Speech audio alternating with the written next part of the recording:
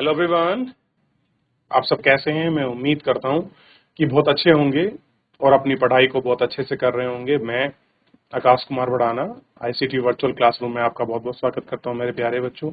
जैसा आपको पता है मेरे प्यारे बच्चों, बेसिकली हमारी आपका जो है 11वीं क्लास है और 11वीं क्लास में हम लोग देख रहे हैं आपका अपना पॉलिटिकल साइंस की बुक, और उसी में हमारा चैप्टर चल रहा था नागरिक।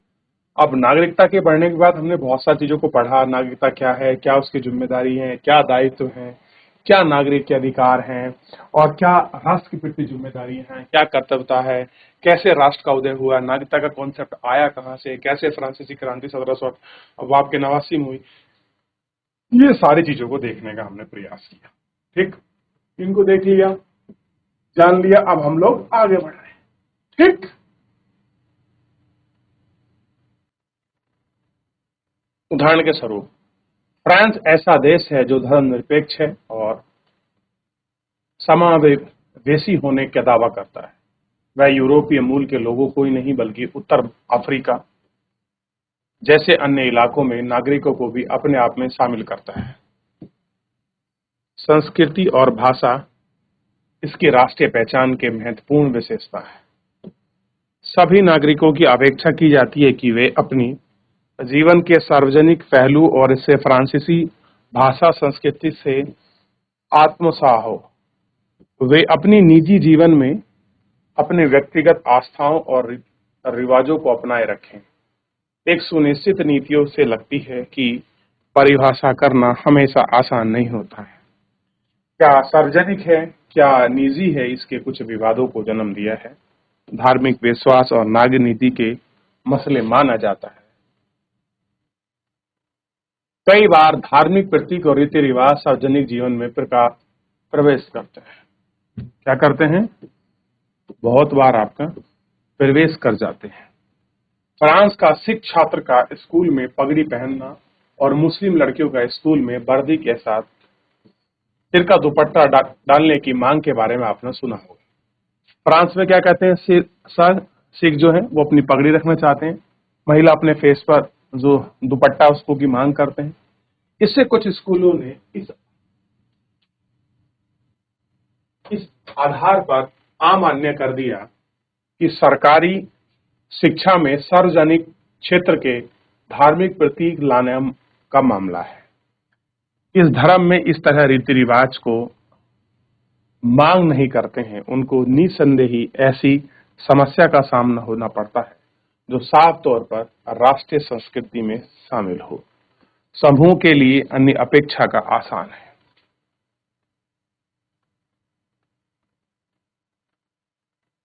आगे बढ़े। नागरिकता के लिए आवेदकों की अनुमति देने की कसौटी हर देश में विभिन्न होती है। नागरिकता प्रदान करने की इजराइल, जर्मनी जैसे देशों में धर्म, राष्ट्र या जातीय मूल जैसे तत्व को वरीयता दी जाती है। एक समय तुर्की मजदूरों को जर्मनी में आने और काम करने के लिए प्रोत्साहित किया गया। तुर्की के जो आपके मजदूर हैं उनको क्या कहा गया कि आप जर्मनी आइए और वहां आकर काम करिए, और उनको प्रोत्साहन भी दिया।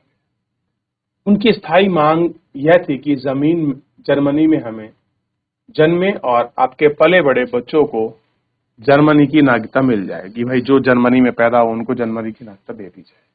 पर आज भी बहस जारी है। डिस्कस कैसा है, आज भी रखा, वो आज भी ऐसा ही है। ये प्रतिदिन सब कुछ ऐसे उदाहरण हैं जो समावेशी होने का एकदम भरने वाले लोकतांत्रिक देश में लगे हो सकते हैं। भारत स्वयं को धर्मनिरपेक्ष और लोकतांत्रिक राष्ट्र राज्य कहता है। स्वतंत्रता आंदोलन का आधार व्यापक था। विभिन्न धर्म, क्षेत्र, संस्कृति के लोग आपस में जुड़े, प्रत्यक्ष संकल्प किए हैं। यही सही है कि जब मुस्लिम लीग ने विवाद नहीं सुलझाया जा सका, तब 1757 में देश का विभाजन हुआ, लेकिन इस राष्ट्र ने उसे राष्ट्र राज्य में धर्मनिरपेक्ष और समावेशी चरित्र को कायम रखने के लिए भारतीय राष्ट्रीय नेताओं की निश्चित और मजबूत किया और निर्माण के लिए प्रतिबद्ध थे। यह निश्चित संविधान में शामिल है। और कैसा है? जो संविधान है उसमें ये निश्चित तौर पर रखा गया और निश्चित तौर पर शामिल।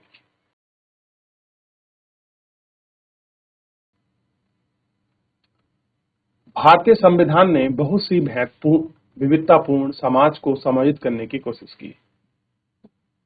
विविधताओं में कुछ उल्लेखनीय है, इसमें से अनुसूचित जाति और अनुसूचित जनजाति जैसे विभिन्न समुदाय, पूर्व के समान अधिकार से वंचित रही महिला, आधुनिक सभ्यता के साथ साथ मूल संपर्क रखने वाले अंडमान निकोबार द्वीप समूह के कुछ सुदूरवर्ती समुदाय और कई अन्य समुदाय को पूर्ण और समान नागरिकता देने का प्रयास किया। विभिन्न हिस्सों में प्रचलित विभिन्न भाषा, धर्म, रीति रिवाज की पहचान बनाए रखने वाले का प्रयास किया गया। लोगों को उन आस्थाओं, भाषाओं, संस्कृति, रीति रिवाज को छोड़ने और बाध्य करने के लिए विभिन्न अधिकार उपलब्ध करना था। संविधान के जरिए आरंभ किया गया अद्वितीय प्रयोग था दिल्ली में गणतंत्र दिवस पर परेड, क्षेत्र, संस्कृति, धर्म के लोग सम्मिलित करने की साझा प्रयास और प्रतिबद्धता थी। नागरिकता से संबंधित प्रावधानों का उल्लेख संविधान के दूसरे भाग और संसद के बाद पारित कानून में हुआ। संविधान के नागरिकता की लोकतांत्रिक और समावेशी धारणाओं को अपनाना, भारत में जन्म, वंश परंपरा, पंजीकरण, देशीकरण, किसी भू क्षेत्र में शामिल होने से नागरिकता हासिल की जा सकती थी। संविधान में नागरिकों के अधिकार और दायित्व दर्ज है। यह प्रावधान भी है राज्यों को केवल धर्म, मूल वंश, जाति, लिंग, जन्म स्थान या इनमें से किसी भी आधार पर जन्म के साथ भेदभाव आपका नहीं करना चाहिए। धार्मिक और भाषाई अल्पसंख्यकों के अधिकार को संरक्षित किया गया। कैसे है? इन सारी रूप को, इन सारी भाषाओं को इस तरीके से संरक्षित किया गया ताकि लोग उनको देख सकें, कर सकें, कैसा कुछ है इस पर बात भी की गई। क्लियर है कैसे उसको रखना है? तो ये सब किसके आधार पर थी? भाषा के आधार पर, धर्म के आधार पर। इन सब चीजों को देखा गया कि नागरिकता के क्या वो चीजें हैं जो हमको समन्वित करके चलना है, ये समन्वित तरीके से होना चाहिए। आ गया तो नागरिकता के आधार में किन किन समुदायों को नागरिकता समता रखने, उनके समानता के अधिकार देने, ये सब प्रयास इसमें किए गए। देख लिया, आगे बढ़े। हालांकि इस तरह के समावेशी प्रावधानों में भी संघर्ष और विवाद के जन्म दिया। महिला आंदोलन, दलित आंदोलन, विकास योजनाओं की विस्थापित लोगों को संघर्ष ऐसे लोग द्वारा चला जा सके। संघर्ष के कुछ नमूने हैं जो मानते हैं कि उनकी नागरिकता को पूर्ण अधिकार से वंचित किया जा रहा है। भारत के अनुभव के संकेत मिले हैं, कुछ ऐसा कह रहे हैं कि कुछ ऐसे नमूने मिले हैं जो मानते हैं कि नागरिकता के पूर्ण अधिकारों से उनको वंचित किया जा रहा है। भारत के अनुभव में संकेत मिले हैं कि किसी देश में लोकतांत्रिक नागरिकता के एक परियोजना लक्ष्य सिद्ध करना एक आदर्श है। जैसे जैसे समाज बदल रहा है वैसे वैसे नियत नए मुद्दे उठते जा रहे हैं।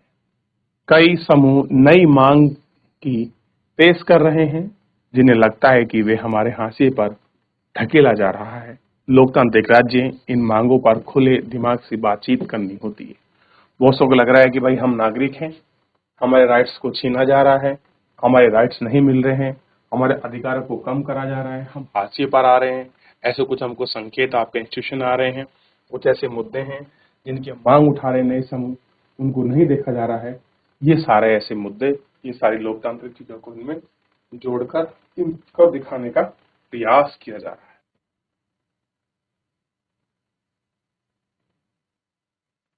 चलिए बात करें सार्वभौमिक नागरिकता।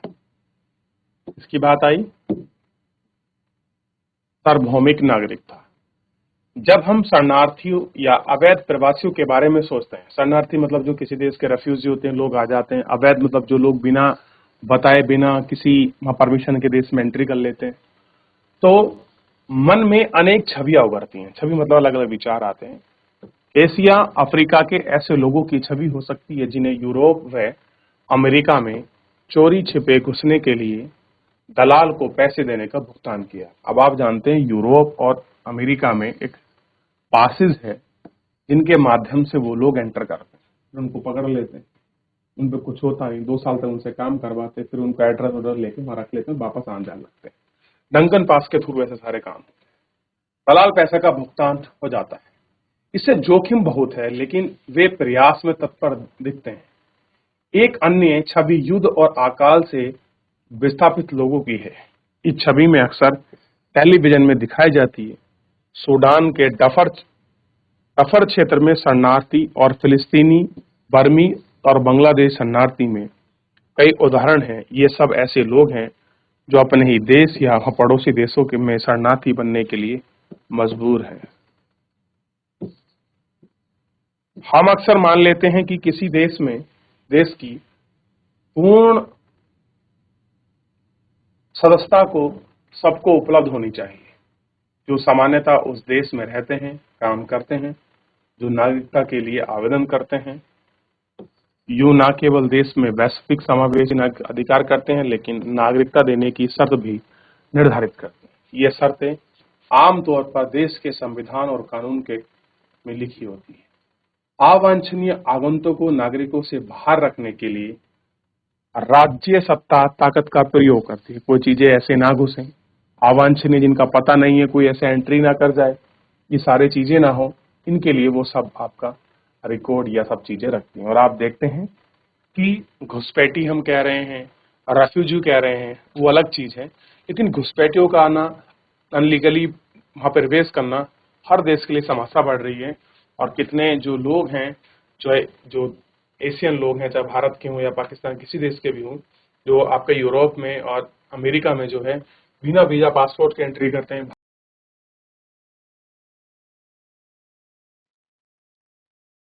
आगे बढ़े, चलिए, इतना हम देख चुके हैं क्या चीजें हैं, किस तरीके से हैं। अब आगे, हालांकि प्रतिबंध, दीवार और बाड़ लगाने के बावजूद भी दुनिया में बड़े पैमाने पर लोग देशांतरण हो रहा है। एक देश से दूसरे देश जाना देशांतरण है। कहीं पर दीवार लगे हैं, कहीं प्रतिबंध लगे हैं, बाढ़ लगे हैं, लोग फिर भी एंट्री कर सकते हैं। युद्ध, उत्पीड़न, अकाल और अन्य कारण से लोग विस्थापित हैं। कहीं युद्ध है, कहीं लोग का उत्पीड़न है, अकाल पड़ रहा है, बहुत सारे ऐसे कारण हैं जो लोग एक जगह से दूसरी जगह जा रहे हैं। अगर कोई देश उसे स्वीकार करने के लिए राजी नहीं है, वे घर नहीं लौट सकते, वे राज्यहीन हैं, शरणार्थी हो जाते हैं, वे शिविरों में अवैध प्रवासी के रूप में रहने के लिए मजबूर किया जा रहा है। अक्सर वे कानूनी तौर पर काम नहीं कर सकते हैं, अपने बच्चों को पढ़ा लिखा नहीं सकते हैं, संपत्ति अर्जित नहीं कर सकते हैं। समस्या इतनी विकराल है कि संयुक्त राष्ट्र ने शरणार्थी की जांच करने के लिए, मदद करने के लिए उच्च आयुक्त की नियुक्ति की है। शरणार्थियों की कुछ मदद हो, एक उन्होंने आयुक्त बनाया है। देख लिया आप लोगों ने किस तरीके से संपत्ति के रूप में, ये सारे रूप में नागरिकता का विकराल है, उत्पीड़न कैसे कैसे। अच्छा, अगर मैं आपसे पूछूं आखिर में विस्थापित क्यों हो रहा है, कुछ कारण दिए हैं और कारणों की चर्चा कीजिए। विस्थापन से देश के अंदर क्या समस्या होती है, इन सारों पर बात करेंगे। चलिए, फिलहाल आज के लिए इतना ही, मिलेंगे नेक्स्ट लेक्चर में। तब तक अपना ध्यान रखिए, स्वस्थ रहिए, अपनी पढ़ाई को बहुत अच्छे से करते रहिए। मुझसे जुड़ने के लिए आपका बहुत बहुत धन्यवाद।